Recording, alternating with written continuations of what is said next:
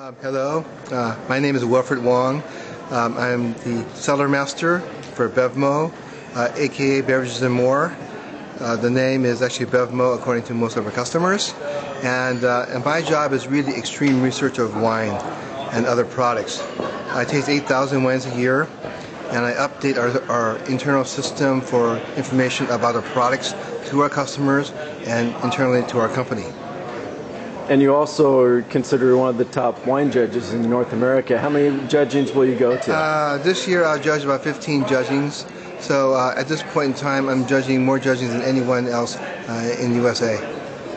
And how many? What states will you go to for your competitions? Well, primarily they're in California, but I've gone to Texas. I've also judged in New York. And I've also judged in New Zealand.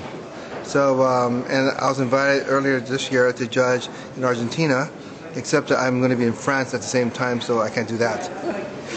Now, you probably more than anybody, I would think, would be interested in the results from a competition. And how much in a line do you go with the medals or your own results from these competitions? Well, I go with the medals.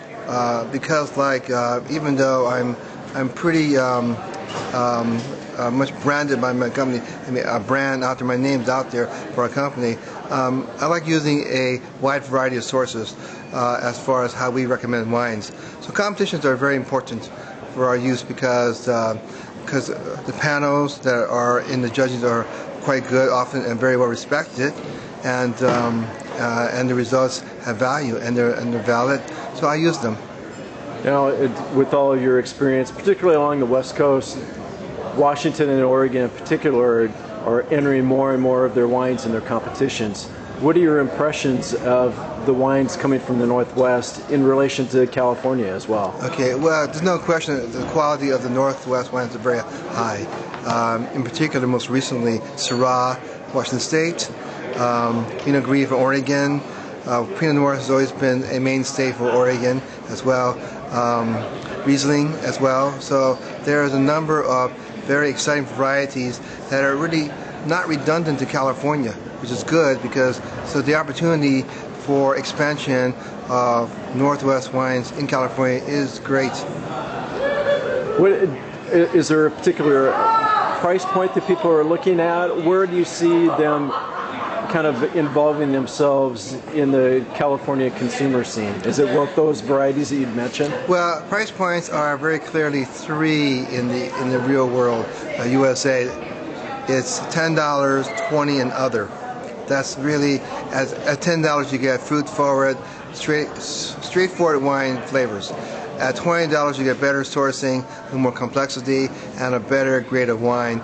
And then other, it's a matter of terroir, production, some size, ego of winery. But the category that's most hot now is the $20 category, because more and more millennials are shopping that area, and they love to see. They'll see a deal as far as retail.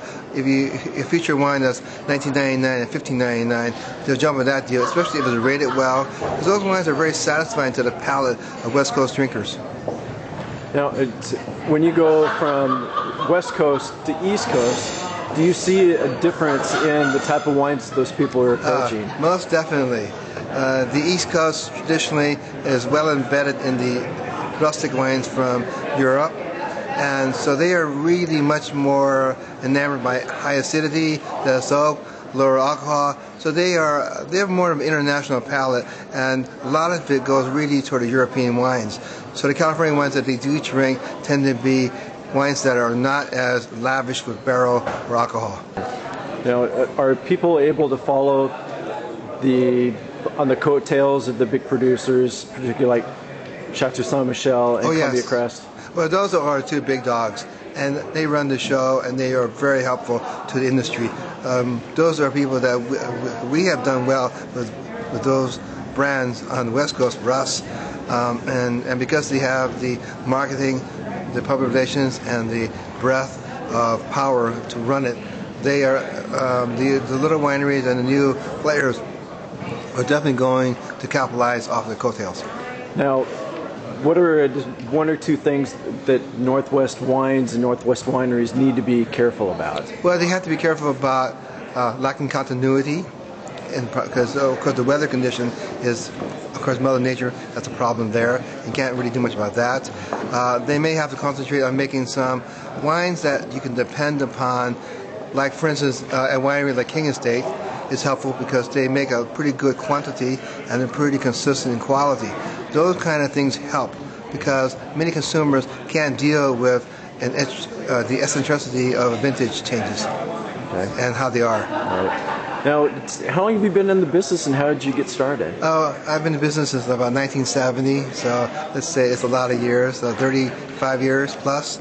I started because my family had a business, a grocery business in San Francisco, in Haight-Ashbury. And then when I was going through college, I found that I liked wine, so I applied my business skill to wine. So I added wine to our mix, and then I grew that business and grew very well. We were our family business was one of the best wine business in the city of San Francisco during the 1980s. Then I started writing for magazines as well, and I started doing a lot of judging, and one thing led to another. And then, and when BevMo came to be, they were looking for an imported wine buyer, and I have very good global knowledge of wines. So they hired me because they're looking for someone who knew about French and Spanish and other wines from old Europe. Now, how many miles will you fly over the course of a year? Well, I haven't calculated miles, but I usually spend between 4 to 7 weeks out of the country annually. And then I also fly a lot to our grand openings because I go to all of our grand openings. This year we're going to open up 22 new stores approximately. So I will be at those grand openings unless I'm already traveling. And then I travel to also wine judgings. I visit our stores to keep them in line. Okay.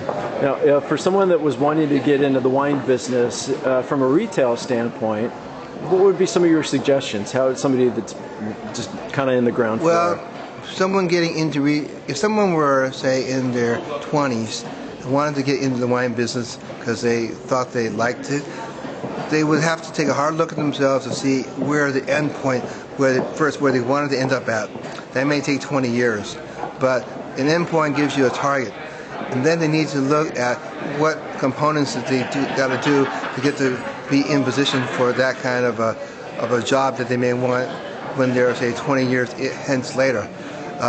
They need to obviously do their schooling and do all the requisite things that you do need. And they perhaps also, because a person like that would probably have 2 or 3 jobs as they go along the way, probably need to join a small company at one point and a larger company at another point, just so they can have a taste of how it works in both areas. I'll say that there's always room for someone really good in the wine business, no matter how crowded the field is.